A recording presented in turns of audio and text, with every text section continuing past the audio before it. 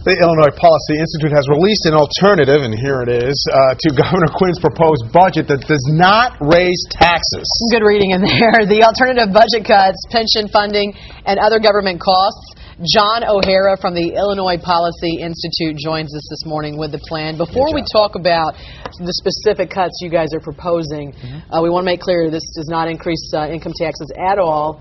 And why does this plan work over the governor's plan, do you think?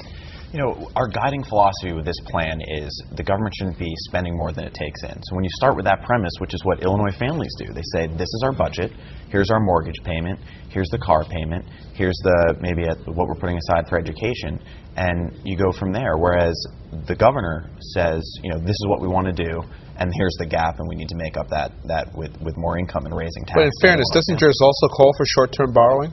No, it doesn't. No borrowing, no tax hikes. Okay, let's talk about specifically what it does, and that is spending realignments. How so? Well, going with the philosophy that you work with what you have, and particularly in tough economic times, we don't think that the right thing to do is to raise taxes on hardworking Illinois families. So what we've done is we say $27 billion roughly is what we have to spend. What is the best allocation of those taxpayer dollars? How can we preserve core government services without making draconian cuts and without raising taxes on Illinois families? One of those things you say we should do is right-size government labor costs. How would you do that? Well, one of the things is that government employees in Illinois actually make, on average, over 15% more than folks in the private sector, and that's a major issue. Between that and pension costs, which are a problem, which we put a proposal out a month or so ago about fixing that, are crowding out core government services. You say you can do this without draconian cuts, and meanwhile we're hearing from the CEO of the school system talking about class sizes, maybe 37 kids in there because they don't have the funding coming in from the state government that they're supposed to be getting. They're talking about getting rid of full-day kindergarten. Magnet schools would be affected. They're talking about no varsity or no football program at all.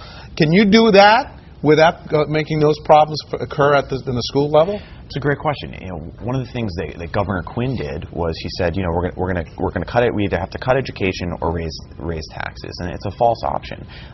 You know, I really question any executive whose first cut is the classroom, that there isn't stuff in there. And you'll see in our budget we cut things like principal mentorship, where a principal goes around from school to school and mentors. You know, maybe we cut things like that so that we can put more money into the classroom and into the frontline education. How much were you able to save with your idea? I mean, we were talking about a $13 billion hole pretty much, right? I mean, how much in your budget, through the different approach, were you able to about make $3 up? billion more, about $3 billion compared to $3 billion more. So you're still 10 short?